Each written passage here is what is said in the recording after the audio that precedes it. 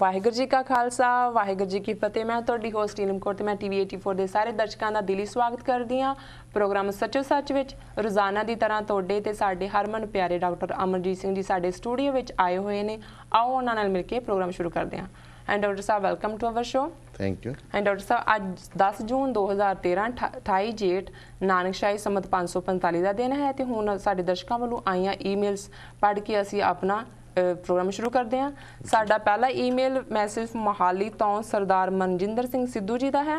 ये लिखते हैं पाकिस्तान नूं खालिस्तान बनाउण विच मदद करनी चाहिए है। फौज अते हथियारां तो बिना असी खालिस्तान दा निशाना प्राप्त नहीं कर सकते। हाँ डॉक्टर साहब सब तो पहला तो वीर मनजिंदर सिंह सिद्धू जिन्होंने सानू मोहाली जिहदा मौजूदा नाम अजीतगढ़ है जी इस तो लिखा है, उन्होंने बहुत धन्यवाद जी।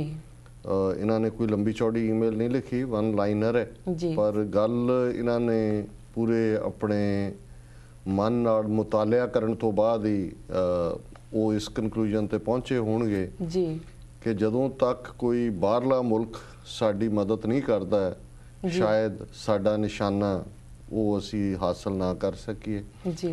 तो जो उन्होंने बाहरले मुल्क की मदद बारे भी सोचा तो उन्होंने दिल च या दिमाग च दो ही चीज़ां ने जी कि जिहड़ी लड़ाई है वो अल्टीमेटली हथियारबंद मिलीटेंसी नाल लड़ के जित्ती जा सकती है जी। और मिलीटेंसी नूं भी उन्होंने फौज का जिक्र किया, मतलब रेगुलर फाइट रेगुलर आर्मी जी, और हथियार पूरी के आर्मी जिहड़ी है वो पूरी तरह हथियारां नाल लैस होए जी। देखो उन्होंने आर्गूमेंट दे विच एक वजन है और बेशक उन्होंने क्योंकि पाकिस्तान गवांढी देश है तो हमेशा मदद दे लई बंदा गवांढी वाल देखदा है। उन्होंने दिमाग च भी है कि भारत ने किवें फौज की और हथियारां की वरतों करके मुक्ति वाहिनी नां दी एक जाली संस्था बना के हथियार दिते जी, तो फौज की सीधी दखलअंदाजी हुई कि उन्होंने बांग्लादेश बना दिता और उस तो बाद उसे बांग्लादेश नूं मानता दिवाण लई फिर सोवियत यूनीयन ते भारती ब्लॉक दीयां जिहड़ियां सारियां कंट्रीज सी उन्होंने ही रोल अदा किया। पाकिस्तान कमज़ोर हो गया सी, दो हिस्सों च वंडिया गया, उन्होंने कोल कोई चॉइस नहीं सी उन्होंने रैकगनाइज करने तो इलावा जी। सो समझते हैं कि पाकिस्तान ने वो जख्म खाधा होया जी और वो जे सिखां दी मदद दे उत्ते आण ते एक पॉसिबिलिटी है जी। देखो असी समझते हैं कि हथियारबंद लड़ाई या फौजी लड़ाई वो तो किसी भी फ्रीडम मुल्क की फ्रीडम का एक फाइनल स्टैप हुंदा है जी, जदों कि जिहड़ी ऑक्यूपाइंग फोर्स है वो किसी होर कंढे ना लगती होए जी जी। असी तो इन्नी क एक्सपैक्टेशन ही अज की डेट च करते हैं पाकिस्तान तो भी चीन तो भी जी, या जिवें साडे वीर भैणां कैनेडा दे विच मजबूत हो रहे हैं पोलिटिकली जी, और उस मजबूती का ही नतीजा है कि इस वार जिहड़ी कैनेडा की मेन ओपोजिशन पार्टी है NDP जी जी, उन्होंने लीडर ने घल्लूघारे के मौके पर खास शोक सुनेहा ही नहीं दिता है। उन्होंने उहदे च कहा कि भी 29 साल पहला भारत की फौज ने दरबार साहब और बाकी थावां ते गुरुद्वारियां ते हमला किया। ये बहुत वड्डी गल है जी कि जदों इस पद्धर ते साडी सपोर्ट कल नूं यही NDP पार्टी जी जी जे पावर दे विच आंदी है, इस वेले सब तो वड्डी पार्टी है लिबरल पार्टी नंबर 3 ते चली गई जी, तो फिर क्योंकि ऑलरेडी उन्हां दी पार्टी ने एक स्टैंड लिया है, फिर वो डिप्लोमैटिक वर्ल्ड दे विच डिप्लोमैटिकली कल नूं कैनेडा दे सिख NDP राहीं यूनाइटेड नेशनस दे लैवल ते इंटरनेशनल क्रिमिनल कोर्ट दे विच जी, ह्यूमन राइट्स काउंसिल दे विच जी जी, ये सारे इशू लिया सकते हैं कि इन्हां दी इन्वेस्टिगेशन कराओ, क्योंकि उस जिहड़ा उन्होंने सुनेहा दिता उहदे च उन्होंने अकाउंटेबिलिटी की गल की जी कि जिथे भी कोई इनोसेंट लॉस ऑफ लाइफ हुंदा है उत्थे डेमोक्रेटिक कंट्रीज़ का फर्ज बनता है कि वो इस पासे जिहड़ा है उस दे उत्ते दबाव बनाण कि उन्हां दी अकाउंटेबिलिटी होए जी जी। सो असी समझते हैं भी गल कल्ली पाकिस्तान जां चीन तक नहीं, साडे गवांढी ने उन्हां तो सानू आसां ने और भविख दे विच उन्हां नूं भी शायद लगे कि भाई असी उन्हां दी मदद दे तलबगार तो हाँ ही है पर असी डिजर्विंग भी हैं जी, पर असी तो उस तो बियॉन्ड जाके असी समझते हैं भी आने वाले समय जिवें अमरीका दे विच एक सिख कांग्रेशनल कॉकस होना चाहिए, भावें उन्हां दा मैंडेट विद इन अमरीका दा है, पर जदों भी कोई गल सफ़र करे जिहड़ी है उस दियां जड़ां पंजाब च लगियां होईयां ने। इत्थे किहड़ा सिख है अमरीका च जिस दियां रिश्तेदारियां जां जिस दा आधार पंजाब च नहीं जी, ਸੋ ਜਦੋਂ ਉੱਥੇ ਸਫਰਿੰਗ ਹੁੰਦੀ ਹੈ ਇੱਥੇ ਆਪਣੇ ਆਪ ਸਫਰ ਕਰਦੇ ਨੇ। ਸੋ ਜੇ ਅਸੀਂ ਔਰ ਇੰਗਲੈਂਡ ਦੇ ਵਿੱਚ ਜਿੰਨਾ ਰਿਮਾਰਕੇਬਲ ਲੌਬਿੰਗ ਕੰਮ ਸਾਡੇ ਉੱਥੇ ਵੀਰ ਭੈਣਾਂ ਕਰ ਰਹੇ ਨੇ ਵਿਦਨ ਕਮਿਊਨਿਟੀ ਵੀ, ਔਰ ਉਸ ਦਾ ਹੀ ਨਤੀਜਾ ਹੈ ਕਿ ਉੱਥੇ ਜਦੋਂ ਪਿਛਲੇ ਕੱਲ ਜੂਨ 84 ਦੇ ਘੱਲੂਘਾਰੇ ਦੇ ਸਬੰਧ ਦੇ ਵਿੱਚ ਪ੍ਰੋਟੈਸਟ ਹੋਇਆ ਉਹਨਾਂ ਦੀ ਪਾਰਲੀਮੈਂਟ ਦੇ ਬਾਹਰ, ਤੇ ਇੱਕ ਅੰਦਾਜ਼ੇ ਮੁਤਾਬਕ 70,000 ਤੋਂ ਜ਼ਿਆਦਾ ਸਿੱਖ ਸੰਗਤਾਂ ਨੇ, ਹਾਲਾਂ ਫਿਗਰ ਲੱਖ ਤੋਂ ਜ਼ਿਆਦਾ ਵੀ ਕੁਛ ਥਾਵਾਂ ਤੇ ਆਈ ਹੈ ਸੋਰਸਿਸ, ਪਰ ਮੈਂ ਤਾਂ ਕੰਜ਼ਰਵੇਟਿਵ ਫਿਗਰ ਕਾਊਂਟ ਕਰ ਰਿਹਾ। ਸੋ 70,000 ਸਿੱਖਾਂ ਦਾ ਨਿਕਲ ਕੇ ਸੜਕਾਂ ਤੇ ਆਣਾ 29 ਸਾਲ ਬਾਅਦ, ਨਹੀਂ ਤਾਂ ਕਹਿੰਦੇ ਨੇ ਜੀ ਭੁੱਲ ਜਾਓ, ਭੁੱਲ ਗਏ, ਵਕਤ ਬੀਤ ਗਿਆ।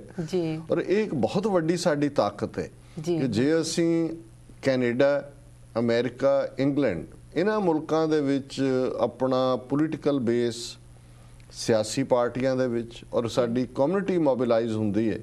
1 ਮਿਲੀਅਨ ਤੋਂ ਜ਼ਿਆਦਾ ਸਿੱਖ ਨਾਰਥ ਅਮਰੀਕਾ 'ਚ ਰਹਿੰਦੇ ਨੇ, ਅਮਰੀਕਾ ਕੈਨੇਡਾ 'ਚ, ਇੰਨੇ ਕੀ ਇੰਗਲੈਂਡ 'ਚ ਰਹਿੰਦੇ ਨੇ। ਸੋ ਇਹ ਤਾਂ ਆਪਣੇ ਆਪ 'ਚ ਇੱਕ ਦੇਸ਼ ਨੇ। ਸੋ ਜਦੋਂ ਅਸੀਂ ਇਸ ਲੈਵਲ ਤੇ ਚਲੇ ਜਾਂਦੇ ਤਾਂ ਜ਼ਾਹਰ ਹੈ ਚੀਨ ਦਾ ਇੰਟਰਸਟ ਵੀ ਸਾਡੇ 'ਚ ਹੋਏਗਾ। ਔਰ ਕੱਲ ਵੀ ਮੈਂ ਇੱਕ ਟਾਕ ਸ਼ੋਅ ਦੇ ਵਿੱਚ ਇਹ ਕਹਿ ਰਿਹਾ ਸੀ ਵੀ ਚੀਨ ਦੇ ਨਾਲ ਤਾਂ ਸਾਡੇ ਪੁਰਾਣੇ ਰਿਸ਼ਤੇ ਨੇ। 1842 ਦੇ ਵਿੱਚ ਜਦੋਂ ਅਮਰੀਕਾ ਅਜੇ ਉਸ ਦੌਰ ਦੇ ਵਿੱਚ ਸੀ ਦੁਨੀਆ ਦੇ, ਜਦੋਂ ਕਿ ਬਾਹਰਲੀ ਕੋਈ ਦੁਨੀਆ ਦੀ ਵੱਡੀ ਤਾਕਤ ਨਹੀਂ ਸੀ, ਜਾਂ ਏਸ਼ੀਆ 'ਚ ਇਹਨਾਂ ਦਾ ਕੋਈ ਇੰਟਰਸਟ ਨਹੀਂ ਸੀ ਜਿਹੜਾ ਅੱਜ ਇੰਡੀਆ ਦੇ ਨਾਲ ਜਾਂ ਉਹਨਾਂ ਦੀ ਅਫਗਾਨਿਸਤਾਨ 'ਚ ਹੋਂਦ ਹੈ। ਉਸ ਵੇਲੇ 1842 ਦੇ ਵਿੱਚ ਇੱਕ ਸੰਧੀ ਸਰਕਾਰੇ ਖਾਲਸਾ ਜੀਓ, emperor of China and Dalai Lama of Tibet, ਇਸ ਦੇ ਨਾਲ ਇਹਨਾਂ ਤਿੰਨਾਂ ਦੀ ਟ੍ਰਾਈਪਾਰਟਾਈਟ ਟ੍ਰੀਟੀ ਹੋਈ। ਮਹਾਰਾਜਾ ਸ਼ੇਰ ਸਿੰਘ ਉਦੋਂ ਗੱਦੀ ਤੇ ਸਨ ਸਰਕਾਰੇ ਖਾਲਸਾ ਦੀ, ਮਹਾਰਾਜਾ ਰਣਜੀਤ ਸਿੰਘ ਚੜ੍ਹਾਈ ਕਰ ਚੁੱਕੇ ਸਨ, ਔਰ ਉਸ ਟ੍ਰੀਟੀ ਦੇ ਥੱਲੇ ਤਿੱਬਤ ਜਿਹੜਾ ਹੈ ਇਹ ਐਜ਼ ਏ ਬਫਰ ਜ਼ੋਨ ਮੰਨਿਆ ਗਿਆ ਸੀ ਟੈਰੀਟਰੀ ਦੇ ਤੌਰ ਤੇ, ਸਰਕਾਰੇ ਖਾਲਸਾ ਜੀ ਉਹਦੀ ਟੈਰੀਟਰੀ ਔਰ ਚਾਈਨਾ ਦੀ ਟੈਰੀਟਰੀ। ਔਰ ਸਰ ਕਪੂਰ ਸਿੰਘ ਜਿਹੜੇ ਸਾਡੇ ਬਹੁਤ ਵੱਡੇ ਸਕਾਲਰ ਹੋਏ ਨੇ, ਉਹਨਾਂ ਨੇ ਉਹ ਟ੍ਰੀਟੀ ਖੁਦ ਨੈਸ਼ਨਲ ਆਰਕਾਈਵਸ ਦਿੱਲੀ ਦੇ ਵਿੱਚ ਦੇਖੀ ਹੈ, ਮੈਂਸ਼ਨ ਵੀ ਉਹਨਾਂ ਨੇ ਹੀ ਕੀਤੇ। ਸੋ ਜੇ ਅਸੀਂ ਉਸ ਵੇਲੇ, ਕਿਉਂਕਿ ਉਹ ਅੱਜ ਵੀ ਜਿਹੜਾ ਭਾਰਤ ਦੇ ਨਾਲ 62 ਦੀ ਲੜਾਈ ਹੈ ਜਾਂ ਹੁਣ 19 ਕਿਲੋਮੀਟਰ ਚੀਨ ਦੇ ਅੰਦਰ ਆਉਣ ਦੀ ਗੱਲ ਹੈ, ਉਹੀ ਲਦਾਖ ਦਾ ਰੀਜਨ ਹੈ ਜਿਹਨੂੰ ਛੋਟਾ ਤਿੱਬਤ ਕਿਹਾ ਜਾਂਦਾ ਹੈ, ਜਿਹੜਾ ਕਿ ਸਿੱਖਾਂ ਨੇ ਜਿੱਤ ਕੇ ਜਿਹੜਾ ਉਹ ਆਪਣੇ ਰਾਜ ਦਾ ਹਿੱਸਾ ਬਣਾਇਆ ਸੀ, ਫਿਰ ਅੰਗਰੇਜ਼ਾਂ ਦੇ ਹੱਥ ਆਇਆ, ਫਿਰ ਉਹ ਬਾਅਦ ਦੇ ਵਿੱਚ 47 ਤੋਂ ਬਾਅਦ ਭਾਰਤ ਦੇ ਹੱਥ ਆਇਆ। ਸੋ ਚੀਨ ਦੇ ਨਾਲ ਸਾਡਾ ਬਾਰਡਰ ਲੱਗਦਾ ਜੀ। ਹਿਮਾਚਲ ਵੱਲੋਂ ਜਾਈਏ, ਲਾਹੌਲ ਸਪੀਤੀ ਜਿਹੜਾ ਕਿ ਸਿੱਖ ਰਾਜ ਦਾ ਹਿੱਸਾ ਸੀ, ਉਹਦੇ 'ਚ ਵੀ ਰੋਹਤਾਂਗ ਪਾਸ ਹੈ ਜਿਹਦੇ ਰਾਹੀਂ ਚੀਨ ਦੇ ਨਾਲ ਬਾਰਡਰ ਸਾਡਾ ਲੱਗਦਾ ਹੈ। ਪਾਕਿਸਤਾਨ ਸਾਡਾ ਗੁਆਂਢੀ ਦੇਸ਼ ਹੈ, ਹਮਸਾਇਆ ਹੈ। ਗੁਰੂ ਸਾਹਿਬਾਨ ਦੇ ਗੁਰਦੁਆਰਾ ਸਾਹਿਬਾਨ ਨੇ ਉੱਥੇ, ਨਨਕਾਣਾ ਸਾਹਿਬ, ਕਰਤਾਰਪੁਰ ਸਾਹਿਬ, 174 ਤੋਂ ਜ਼ਿਆਦਾ ਗੁਰਦੁਆਰੇ ਨੇ, ਔਰ ਸਾਡੀ ਸਾਂਝ ਹੈ, ਔਰ ਉਹ ਸਾਂਝ ਹੋਰ ਵੀ ਪੀढ़ੀ ਹੋਏਗੀ। ਤਾਂ ਅਸੀਂ ਸਮਝਦੇ ਹਾਂ ਵੀ ਪਾਕਿਸਤਾਨ ਥੋੜ੍ਹਾ ਬਹੁਤ ਖੌਫ 'ਚ ਰਹਿੰਦਾ ਹੈ ਭਾਰਤ ਦੇ, ਕਿਉਂਕਿ ਭਾਰਤੀ ਰੌਲਾ ਪਾ ਦਿੰਦੇ ਨੇ। ਪਹਿਲਾਂ ਹੀ ਉਹਨਾਂ ਨੂੰ ਖਾਮਖਾ ਪਿੱਛੇ ਸੁਨੀਲ ਸ਼ਿੰਦੇ ਨੇ ਕਿੰਨਾ ਘਟੀਆ ਜਿਹਾ ਬਿਆਨ ਦਿੱਤਾ ਸੀ ਕਿ ਜੀ ਉਹ ISI ਦੁਬਾਰਾ ਟ੍ਰੇਨਡ ਕਰ ਰਹੀ ਹੈ, ਕਿ ਉੱਥੋਂ ਅੱਤਵਾਦੀਆਂ ਨੂੰ ਸਿਖਲਾਈ ਦੇ ਰਹੇ ਨੇ, ਤਾਂ ਇਹ ਉਹ। ਸੋ ਮਿਲਟਰੀ ਜਾਂ ਹਥਿਆਰ ਤਾਂ ਪਾਕਿਸਤਾਨ ਨੇ ਕੀ ਦੇਣੇ ਨੇ ਅੱਜ ਦੀ ਡੇਟ 'ਚ, ਲੇਕਿਨ ਜੇ ਘੱਟੋ ਘੱਟ ਡਿਪਲੋਮੈਟਿਕ ਸਪੋਰਟ ਹਿਊਮਨ ਰਾਈਟਸ ਦੇ ਇਸ਼ੂਜ਼ ਤੇ ਪਾਕਿਸਤਾਨ ਦੇ ਵਿੱਚ ਵੀ ਸਿੱਖ ਰਹਿੰਦੇ ਨੇ, ਪੋਲੀਟੀਕਲ ਅਸਾਈਲਮ ਜਿਹੜਾ ਕੋਈ ਭਾਰਤ ਦੇ ਦੁੱਖਾਂ ਤੋਂ, ਟਾਰਚਰ ਤੋਂ ਜਾਂ ਉਹਨਾਂ ਦੇ ਜਿਹੜੇ ਸਿਸਟਮ ਤੋਂ ਦੁਖੀ ਹੋ ਕੇ ਪਹੁੰਚ ਜਾਂਦਾ ਹੈ ਔਖਾ ਸੌਖਾ ਪਾਕਿਸਤਾਨ, ਜੇ ਯੂਰਪ ਦੇ ਮੁਲਕ ਦੇ ਸਕਦੇ ਨੇ ਅਸਾਈਲਮ ਤੇ ਪਾਕਿਸਤਾਨ ਨੂੰ ਵੀ ਦੇਣੀ ਚਾਹੀਦੀ ਹੈ। ਜੇ ਇੱਕ ਸਟੇਜ ਤੇ 1 ਮਿਲੀਅਨ ਤੋਂ ਜ਼ਿਆਦਾ ਰਿਫਿਊਜੀ ਅਫਗਾਨਿਸਤਾਨ ਦੇ ਆ ਕੇ ਪਾਕਿਸਤਾਨ ਦੇ ਵਿੱਚ ਸੈਟਲ ਹੋਏ ਜਾਂ ਉਹਨਾਂ ਨੂੰ ਰਿਫਿਊਜ ਮਿਲਿਆ, ਤੇ ਜੇ ਥੋੜਾ ਬਹੁਤ ਇਹ ਕੋਟਾ ਸਿੱਖਾਂ ਲਈ ਵੀ ਬਣਾ ਦੇਣ, ਭਾਵੇਂ 20-25 ਹਜ਼ਾਰ ਹੀ ਜਿਹੜਾ ਹੋ ਜਾਏ, ਖਾਲਿਸਤਾਨ ਬਣੇਗਾ, ਫਿਰ ਵਾਪਸ ਆ ਜਾਣਗੇ ਆਪਣੇ ਮੁਲਕ।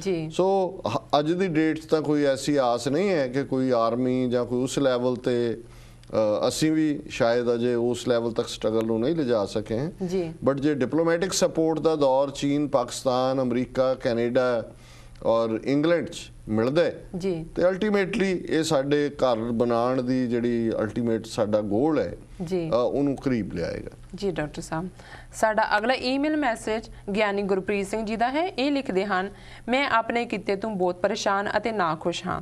ਅਸੀਂ ਕਰਮਕਾਂਡ ਕਰਦੇ ਹਾਂ ਪਰ ਉਸ ਵਿਰੁੱਧ ਬੋਲ ਨਹੀਂ ਸਕਦੇ। ਗੁਰਦੁਆਰਾ ਕਮੇਟੀ ਸਾਨੂੰ ਭਾਰਤ ਤੋਂ 40 ਪੌਂਡ ਹਫ਼ਤੇ ਦੀ ਤਨਖਾਹ ਤੇ ਮੰਗਵਾਉਂਦੀ ਹੈ। ਅਸੀਂ ਸੰਗਤ ਦੀਆਂ ਜੇਬਾਂ ਵੱਲ ਦੇਖਦੇ ਹਾਂ। ਜੇ ਅਸੀਂ ਸੰਗਤ ਦੀਆਂ ਜੇਬਾਂ ਵੱਲ ਵੇਖਣਾ ਹੈ ਤਾਂ ਸਿੱਖੀਜ਼ਮ ਦਾ ਪ੍ਰਚਾਰ ਅਸੀਂ ਕਿਵੇਂ ਕਰ ਸਕਦੇ ਹਾਂ? ਹਰ ਪਾਸੇ ਇਹੋ ਜਿਹੀ ਸਥਿਤੀ ਹੀ ਹੈ। ਡਾਕਟਰ ਸਾਹਿਬ, ਤੁਸੀਂ ਇਸ ਬਾਰੇ ਆਪਣੇ ਵਿਚਾਰ ਦੱਸੋ। ਸਰ ਗੁਰਪ੍ਰੀਤ ਸਿੰਘ, ਹਾਂਜੀ, ਦੇਖੋ ਮੈਨੂੰ ਖੁਸ਼ੀ ਹੁੰਦੀ ਹੈ ਜਦੋਂ ਕਿ ਸਾਡੇ ਵੀਰ ਜਿਹੜੇ ਅੱਡ-ਅੱਡ ਸਥਿਤੀਆਂ 'ਚ ਨੇ ਜੀ ਉਹ ਸਾਡੇ ਨਾਲ ਸੰਪਰਕ ਕਰਦੇ ਨੇ, ਸਾਨੂੰ ਲਿਖਦੇ ਨੇ ਔਰ ਸਾਡੇ ਵਿਚਾਰ ਜਾਣਨਾ ਚਾਹੁੰਦੇ ਨੇ ਜੀ। ਕਿਉਂਕਿ ਬਹੁਤ ਵਾਰ ਅਸੀਂ ਧਰਮ ਪ੍ਰਚਾਰ ਦੇ ਹਵਾਲੇ ਨਾਲ ਆਪਣੇ ਪ੍ਰਚਾਰਕਾਂ ਨੂੰ, ਰਾਗੀਆਂ ਨੂੰ ਜੀ ਦੋਸ਼ ਦਿੰਦੇ ਆ, ਜਾਂ ਕਈ ਵਾਰ ਕਈ ਲੋਕ ਉਹਨਾਂ ਦੇ ਅਨਪੜ੍ਹ ਹੋਣ ਦੀ ਗੱਲ ਕਰਦੇ ਨੇ, ਜਾਂ ਕਹਿਣਗੇ ਕਿ ਜੀ ਇਹ ਤਾਂ ਪੁਰਾਣੇ ਤਰੀਕੇ ਦਾ ਪ੍ਰਚਾਰ ਹੈ, ਜਾਂ ਕਈ ਕਹਿਣਗੇ ਜੀ ਇਹ ਤਾਂ ਸਿਰਫ ਬਾਹਰ ਪੈਸੇ ਕਮਾਉਣ ਆਉਂਦੇ ਨੇ ਜੀ, ਜਾਂ ਡਾਲਰ ਭਾਰਾ ਹੁੰਦਾ ਹੈ ਜਾਂ ਪਾਉਂਡ ਭਾਰਾ ਹੁੰਦਾ ਹੈ। ਕਈ ਵਾਰੀ ਲਾਈਟ ਵੇਅ 'ਚ ਇਹ ਗੱਲਾਂ ਅਕਸਰ ਕਈ ਵਾਰੀ ਗੰਭੀਰਤਾ 'ਚ ਵੀ ਕੀਤੀਆਂ ਜਾਂਦੀਆਂ ਜੀ। ਬਿਲਕੁਲ ਮੈਂ ਸਮਝਦਾ ਵੀ ਵੀਰ ਗੁਰਪ੍ਰੀਤ ਸਿੰਘ ਜੀ ਜਾਂ ਭਾਈ ਸਾਹਿਬ ਭਾਈ ਗੁਰਪ੍ਰੀਤ ਸਿੰਘ ਜੀ ਨੇ ਉਹ ਪੱਖ ਵੀ ਸਾਡੇ ਸਾਹਮਣੇ ਲਿਆਂਦਾ, ਜਿਹੜਾ ਸਾਡਾ ਗੁਰਦੁਆਰਾ ਕਮੇਟੀਆਂ ਦਾ ਵੀ ਸੋਚਣਾ ਫਰਜ਼ ਬਣਦਾ ਔਰ ਸੰਗਤਾਂ ਦਾ ਵੀ ਸੋਚਣਾ ਫਰਜ਼ ਬਣਦਾ ਜੀ ਜੀ।